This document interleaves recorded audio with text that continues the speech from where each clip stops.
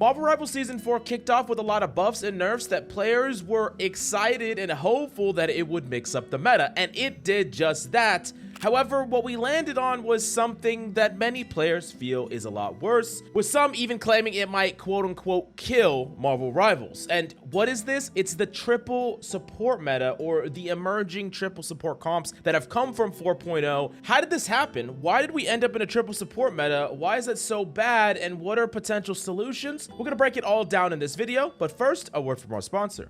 But quick shout out to Rocket Money for sponsoring today's video. You ever check your bank statement and see a random charge you swear you canceled months ago? Yeah, that was me with a couple of subscriptions I didn't even remember signing up for. That's where Rocket Money comes in. It's the all-in-one personal finance app that pulls all your subscriptions into one place, helps you lower your bills, and builds a budget you can actually stick to, and even set saving goals for you. The subscription tracker was the eye-opener for me. I found services just quietly billing me every month, and with a couple of taps, Rocket Money helped me cancel the ones I didn't need anymore. And a budget tool, total game changer. It shows me exactly where my money's going and keeps me on track without spending hours in a spreadsheet. Now, a super sick feature is that they could even negotiate certain bills on your behalf. You can save money by having them negotiate stuff like your internet plan, and Rocket Money will handle the awkward phone call and zero stress for you. So if you're ready to get your finances under control and stop wasting money, you need to check out Rocket Money today. Head to rocketmoney.com/CoachMills or click the link in the description to try it for free right now in the links down below. Now, when the game first came out, most players were under the assumption that 2-2-2 was the way to play the game. 2 tanks, 2 DPS, and 2 supports, and a lot of times players would just default to that. However, pro players and high-ranked players have already started to experiment with triple support, specifically the res comp, and almost all early triple support comps were centered around the res synergy that was removed in Season 3, and it was basically Star-Lord, Mantis, Adam, plus another support, and then you had this powerful synergy. You had 3 supports, 2 of which were more DPS or damage dealing focused in Mantis and Adam, and it was a really powerful synergy and composition, and that was basically the bulk of triple support for a long time. Although towards the end, towards 2, towards 3, triple support did become more popular with Loki Luna, which was the most powerful backline at the time, and then another support. Maybe that was the newly introduced Ultron, maybe it was just a random Adam. It was just important that the backline was Loki Luna, and those were the powerful 2 supports, and then you just added a 3rd support for extra defensive capability and versatility. But now we've moved on to the present, where there isn't just 1 or 2 flavors of triple support, there's a million flavors of triple support, and it really comes from the rise of Jeff, Adam, Mantis, and Ultron. So all of these supports have established themselves as super powerful in a triple support composition. In the right composition, they are insane. So first off, Ultron is extremely good when you play with a triple support composition because it creates a lot of stability in that comp. He still provides a lot of damage and the ability to deny flyers, deny threats, mark divers, and his over health drone makes it so he's basically a hard counter to divers like Spider-Man and BP and even Magic in triple support. Ultron is extremely powerful in that regard, and it felt like he was designed for triple support in a lot of ways. But also buffs to characters like Mantis. Mantis has been getting a little bit of buffs here and there over and over again, and especially with the buff to the ultimate and the nerfs to other powerful backlines like Luna and Loki. Now Mantis is just one of the best supports to play in triple support, extremely powerful. Adam is also really good. His res, his ultimate is way better. Now he's able to reset his heals off his primer and his alternate fire.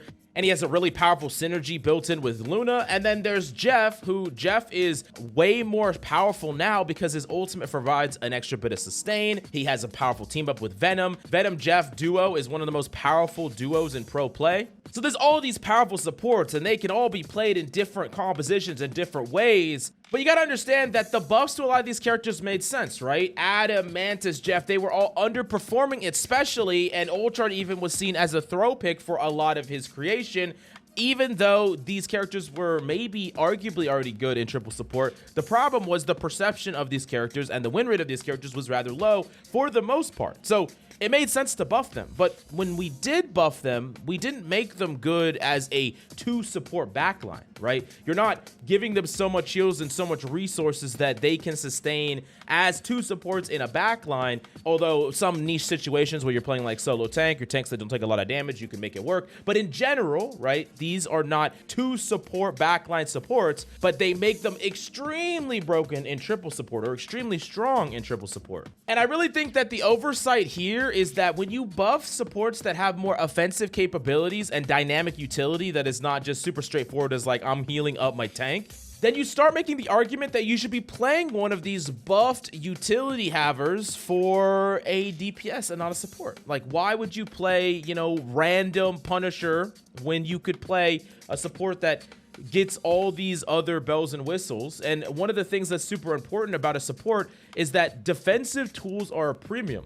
Healing, mitigation, defense, or flexible ultimates, all super important. Being able to heal and provide a stabilizing force to your team is a lot of power. Mitigation, or being able to deny plays, is super strong. Case in point, Magneto has tons of mitigation in his kit, one of the reasons why he's so strong, and Emma does as well. And then flexible ultimates. Let's think about the difference between a Bucky ult and a Mantis ult, right? I think a Bucky ult has higher offensive capability, but in a situation where you're on the back foot, when you're all crowd controlled, when you're getting hit by, I don't know, a random Eye of Agamotto or some nonsense, it's not gonna save your team. But a Mantis ult can be good sometimes defensively and good sometimes offensively. You get a pick, you pop it, you go in even more, you win the fight. You lose somebody or you're being ulted by a Psylocke or whatever, you pop it, you group together, and you stay alive. The idea here is that a lot of times support ults can be used both offensively and defensively, and it gives you a lot of options. Like Ultron ult can be used to heal your team and keep them alive, or it can be used to get kills.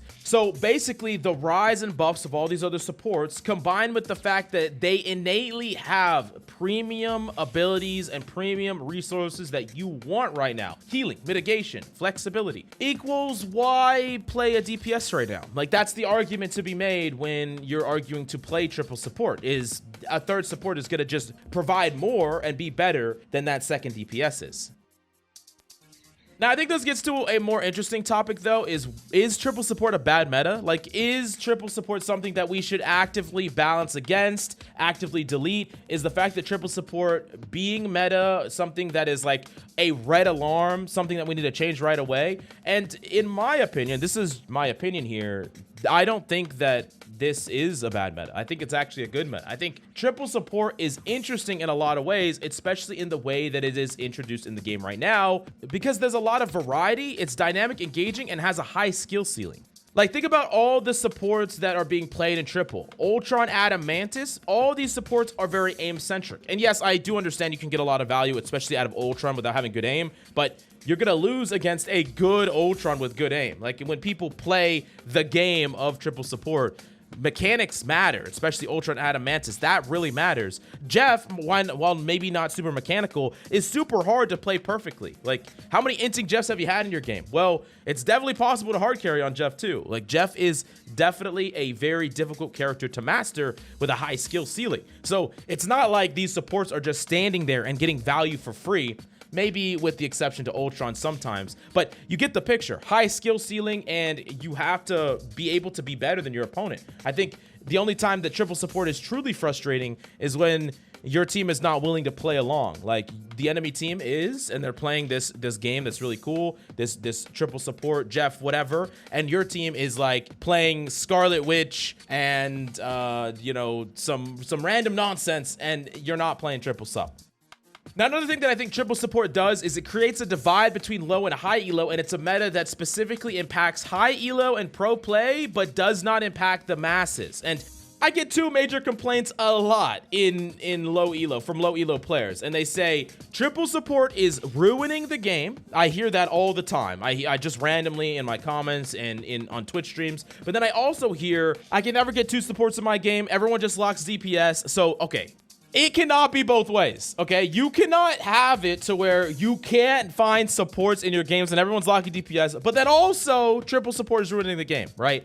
I'm telling you, triple support is not a thing in most elos. Like, it's really only affecting the high elos of play because triple support is not easy to run perfectly. Like, what happens when 3 people actually do run triple support in low elo? The Ultron can't aim, the Atom can't aim, the Mantis can sometimes aim a little bit, the Jeff doesn't know how to properly ult and just gets killed by literally any counter ult. I'm telling you that it's a hard comp to run, and it requires players to be competent at a lot of different roles and a lot of different things, and it's just hard to do. So, like, triple support is not ruining the game. You could argue that it is ruining, like, you know, the top 5% of games, but I wouldn't even make that argument because I think triple support is actually an okay, reasonable comp. I'm not saying it's the best that Rivals can be, but I'm saying that it's reasonable. It's better than some other metas that we've had in the past, in my opinion. Now, you can tell me if I'm wrong, but I think, honestly, a lot of players are echoing the sentiment of high elo players, specifically DPS players, and specifically more than that, dive players, because the one thing or the one role that truly got shafted is dive DPS in this season. You could make an argument about freaking Magic, but Magic is more brawl-centric. She can brawl a lot. But true divers, characters like BP, characters like Spider-Man, they cannot play the game in triple support meta in high elo at all. Like, I understand that players are still frustrated with some of these characters, especially BP, but I'm telling you, these characters do not work against triple support in high elo. Doesn't really matter how good you are. You could be the best, and it doesn't matter. And so, those kind of players, it's understandable that they are upset. It really is understandable that they are upset in a meta like this, but it is also a world where Jeffs can play and be free and don't feel like they're throwing. It's a world where players get to actually play characters like Ultron, Atom, Mantis without being called a thrower because no one wants to play triple back in the day. It was like they just don't want these supports. And like in the past meta, it was if you didn't have a ult that kept your entire team alive, you could not play support without being called a thrower. But now, this is something that we're seeing often. We're seeing Atom Reses. We're seeing Big Jeff ults. We're seeing Ultron ults going in aggressively. We're seeing Mantises running it down on the flank. Like, to me, that is interesting, and it's something that we haven't seen a lot before. And the fact that it's actually established as meta, I think is interesting. But I do understand some of the frustrations, especially around dive players. That can be frustrating. And I also can understand the frustrations about DPS players that just don't want to ever play support. If that's you, I'm telling you, it's just as fun to frag out on Mantis and Atom as it is to frag out on like Punisher or Bucky. I'm just saying. And I'm not saying that triple support is unbeatable either. It's just a meta composition, but there are 2-2-2 comps that are also really good and really meta. And if you look at the win rates across the board, 2-2-2 still wins more across all ranks than triple support does. So it's just something to consider. Like I said, triple support is not an easy comp to run properly, and poorly run triple support is worse than like reasonably run 2-2-2. Now, if you did want to end triple support, how can we do it? There are 4 different ways that I think you could end triple support. Number 1 is roll lock. You force everyone into a 2-2-2 situation. I think this is the worst of all the possible options. I really hate roll lock. I went through this in Overwatch. The less popular roles will have a massive queue time problem where you could wait 15 plus minutes on DPS. And I'm not going to lie, I think that this is the absolute wrong direction to go. There's a whole bunch of wrong reasons for this, but I could literally spend an entire video ranting about it, so I'm going to move along.